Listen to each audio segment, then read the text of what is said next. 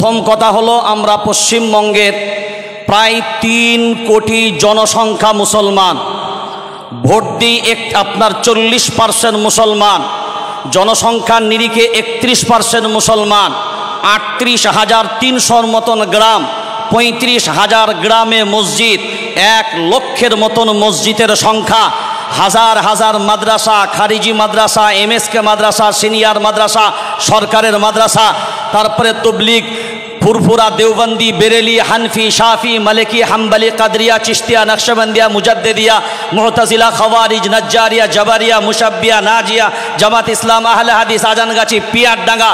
দলেরও অভাব নাই, মতেরও অভাব নাই, কিন্তু আজ যদি বাংলার 3 কোটি জনসংখ্যা মুসলমান দল ভুলে গিয়ে, কালার ভুলে গিয়ে, রং ভুলে গিয়ে, দল বুঝবে না, রং বুঝবে না, কালার বুঝবে না, এক কালিমার পরিচয় দিয়ে, এক রবের পরিচয় দিয়ে, এক নবীর পরিচয় দিয়ে, এক কিতাবের পরিচয় দিয়ে, এক ধর্মের পরিচয় দিয়ে, এক দ্বীনের পরিচয় দিয়ে, এক জাতির পরিচয় দিয়ে যদি এই 3 কোটি জনসংখ্যা মুসলমান একবার বাংলার মাটিতে বিভেদ ভুলে যদি ময়দানে নামে, আরে বাংলার মাটি না, সারা ভারতবর্ষের সমস্ত জালিম পর্যন্ত কম্পিত হতে বাধ্য হবে।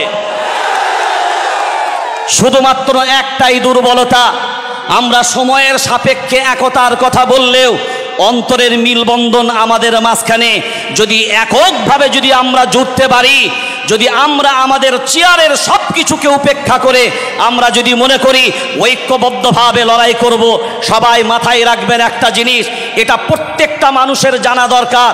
এই যে আন্দোলনটা, এই আন্দোলনটা কি? আপনারা সবাই মনে করছেন ওয়াক্ফ সম্পত্তির আন্দোলন, আসল লড়াইটা শুনে নেন, একটা ম্যাজিক মিডিয়ারাও দেখে নেন আর আপনারাও দেখে নেন আসলে ম্যাজিকটা কি। আমার হাতে একটা রুমাল দিয়েছি, দেখেন, রুমালের উপরে মোবাইলটা রাখলাম, অর্থাৎ রুমালের উপরে মোবাইল।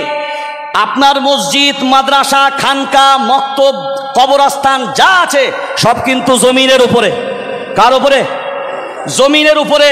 যে মসজিদ আপনার যে জায়গার উপরে আছে ওই জায়গাটার নাম হলো ওয়াকফ, যে মাদ্রাসা যে জায়গার উপরে আছে ওই জায়গার নাম হলো ওয়াকফ, যে খানকা যে জায়গার উপরে আছে ওই জায়গার নাম হলো ওয়াকফ।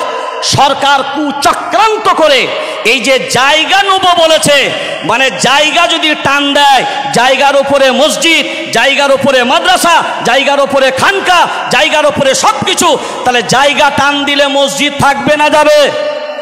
এই থাকবে না যাবে? তাহলে এই 3 কোটি পশ্চিমবাংলার মুসলমান তারা কি মাথা চুলকুবেন না দলাদলি করে সব নিজেরা চুপ করে বসে থাকবেন?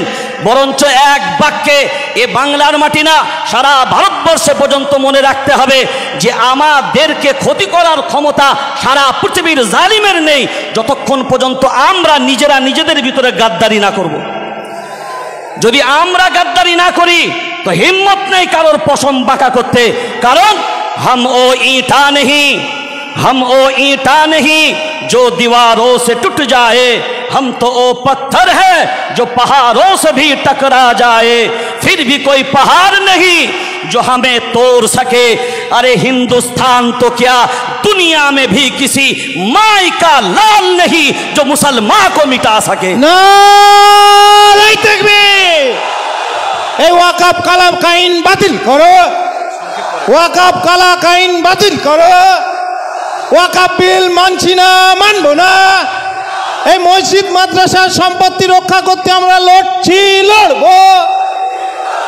বাস এক কথায় আমরা যদি ঐক্যবদ্ধভাবে থাকি ইনশাআল্লাহ সাফল্য আমাদের অনিবার্য। কিন্তু কোনো অবস্থায় আমরা যেন নিজেদেরকে নিজেদের মতো করে বিভেদ না করি। সেই জন্য মনের দিক দিয়ে ফ্রেশ হয়ে, হ্যাঁ, কাক কালো কোকিল কালো, কালো মাথার কেশ, সবচাইতে বেশি কালো মনের হিংসালেশ, নিম তেতো নিন্দা তেতো, তেতো ভাঙা ঘর, সবচাইতে বেশি তেতো 203-এর ঘর। আরে চাকা গোল পয়সা গোল, গোল আলু গোল, সবচাইতে বেশি গোল মনের গন্ডগোল। জমিয়তুল আইম্মা ওয়াল উলামা জিন্দাবাদ, ভারতবর্ষ জিন্দাবাদ, আমাদের সংহতি সম্প্রীতি জিন্দাবাদ। আসসালামু আলাইকুম ওয়া রাহমাতুল্লাহ।